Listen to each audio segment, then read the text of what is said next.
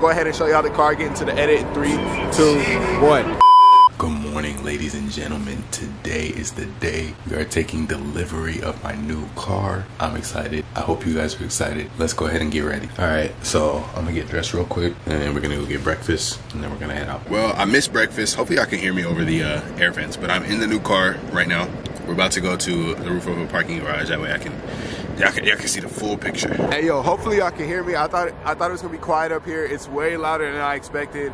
I'm gonna just go ahead and show y'all the car. Get into the edit in 3, 2, 1.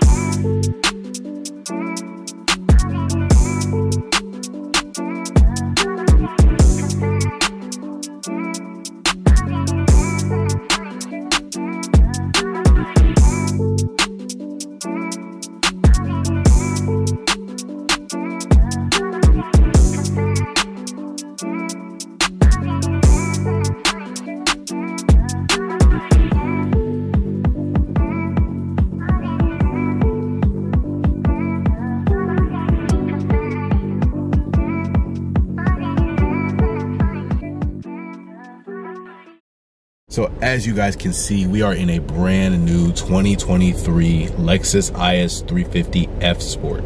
And man, this car is beautiful. So I took a little trip to Lexus yesterday. I've actually already had the car. I said I was taking delivery today. I had the car since yesterday. I got it yesterday around like 5 or 6. And I've been driving it ever since.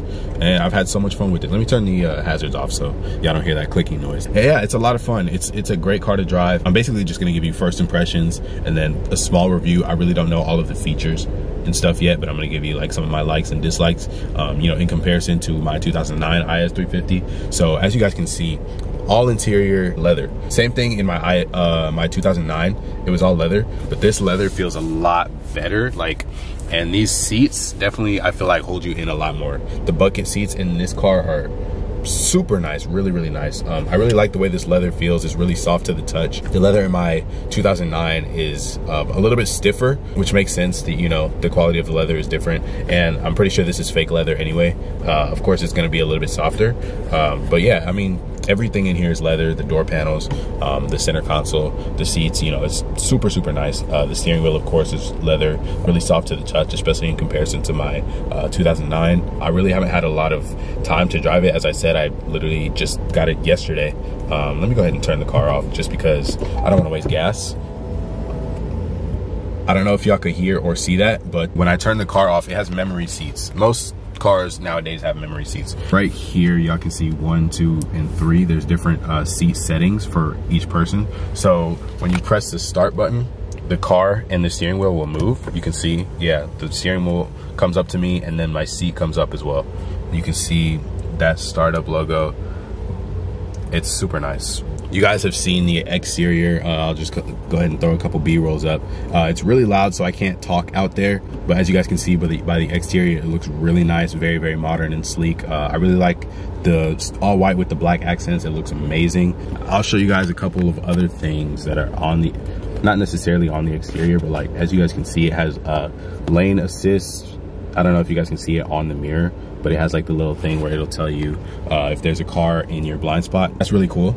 And then what else? It's got a lot of really cool features that I have yet to, you know, look at and figure out. One of the features I really like right here is the ability to switch modes. In my 2009, I was also able to switch modes, but it wasn't the same. So in my 2009, my buttons were over here behind my steering wheel. In this car, it's right here. It's a knob you switch. You turn it this way for eco, you turn it this way for sport, and then you push on the middle to bring it back to normal. And then there's also a snow mode, and you can turn off your traction control. I'm not really sure what this is for. The transmission, of course, I haven't tried out manual mode, but it does have paddle shifters if you want to go ahead and do that, or you can shift right here as well if you want to. It does have the F Sport badges everywhere right here, as well as on the fenders. My 2009 was not an F Sport, it was a regular IS350. Obviously I didn't have all the F Sport badges, I didn't have the F Sport packages and whatnot. I really don't know the specs of this car as far as like how much power it's making. I'll probably look it up and go ahead and put it on the screen and everything for you guys. But yeah, I love this car. I'm, you know, excited to drive it and stuff. Let me go ahead and show y'all a couple other things on the interior. So look at this clock. Like, I'm not sure what we needed this clock for, but it just looks really cool. And then like The Bluetooth screen, I mean not the Bluetooth screen, the home screen is touchscreen. I am pretty sure it has CarPlay because it's a 2023. I just haven't plugged my phone in because when you go in here, it has USB plugs and then aux plugs and then of course a cigarette lighter, and my phone chargers are all USB-C now, so obviously I wasn't able to plug my phone in, but I was able to connect it via Bluetooth here. And then there's a bunch of different things that you can use on here, like navigation. You can check your miles per gallon, your range, and all that stuff. There's a bunch of other things that you can do on here. I just haven't really figured it all out yet. And then of course HVAC and climate control and radio controls and all of that kind of stuff. And this little thing right here is a touchpad, so I can control the home screen from here, and it's really cool.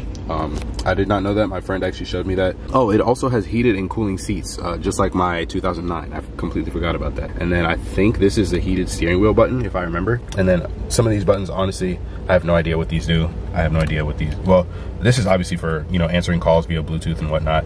I think this is for lane, no, this is self-parking. I think this is a self-parking button. This one, I'm not sure what it is. It has just over 5,000 miles, less than 6,000 miles on the dash, and you know, I'll never get to drive a car this new again. I think it's really cool, you know, being able to drive a car basically fresh off the lot, not even being broken in yet. This is a car with the lowest mileage that I've ever had. Every other car that I've had has had over 100,000 miles when I started driving it. So it's really cool to see, you know, what it looks like fresh, literally fresh out the box, like just out of the wrapping paper and everything. So I'll go ahead and get into some of the dislikes about the car. So one of my very, very few dislikes is the fact that like when you hit the turn signal button, it's quiet, so you can't hear it. So you can't tell. Let me go ahead and turn the car on so you guys can see what I'm talking about. Look at that startup screen, man. Look at that, it's so nice.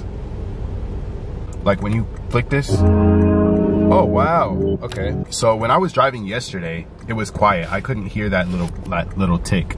Now I can hear it. I don't know how, but now I can all of a sudden hear it. That was one of my gripes about the car, was that it was quiet. Like I couldn't hear whether or not my turn signals were on. Obviously you can see from there, but I just like having the noise just to know, you know. And then one of my other gripes is that the mirrors are so far out. Like they kind of, you see how far they stick out? I'm not really sure if I like that, but other than that, I really like the car. I think it's amazing, and I'm gonna go ahead and return it to Lexus now. All right, y'all, we're gonna try this out. So the car is back in my possession. At the end of the last clip, I said I was dropping it off, and I was. So I went to go pick up my car, right? My service provider was there. He got me set up, you know, we got my stuff picked up and we were good, right? I'm like halfway home, and then I see that my airbag light is on, like my passenger side airbag, which is the one that they did the recall on. So I'm like, why is it on if y'all fixed it, right? And it wasn't on before. So I went ahead and turned right around and came back, and my service provider is gone. So he had left for the day, like literally right after helping me out. So with that being said, they were like, okay, we're gonna get you on somebody else, but everybody else already had so many other people that they were working with, and so they didn't have the, you know, like they didn't have the means to help me at the time. Head northeast so they're like, on I-69. So they said, bro, head northeast on how many times is the Freeway. GPS gonna interrupt me, bro? So they didn't have anybody to help me out at the time. So what they did was they were like, all right, we'll just put you back in the same loaner car, and we'll put it back in the shop, and we'll just call you, you know, like we'll figure it out.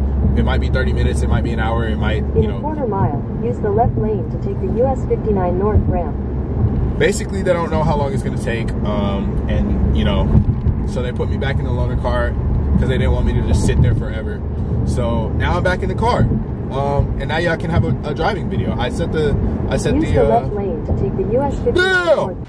So it is the next day, actually. I haven't filmed the clip since I drove home that night, but it's 11:49 and I'm about to go return the car again. I'm probably gonna close off the video here, so I just wanted to, you know, kind of make this video as a point of saying, like, don't believe everything you see on the internet. There's a lot of things that you know, you might see, I don't know, a lot of like bigger name influencers or YouTubers, you know, buying cool cars, like buying Lamborghinis and McLarens and, you know, Chargers and whatever else, you know, like you see a lot of big flashy stuff, people going in the mall and buying like a Miri and Louis Vuitton and all that kind of stuff.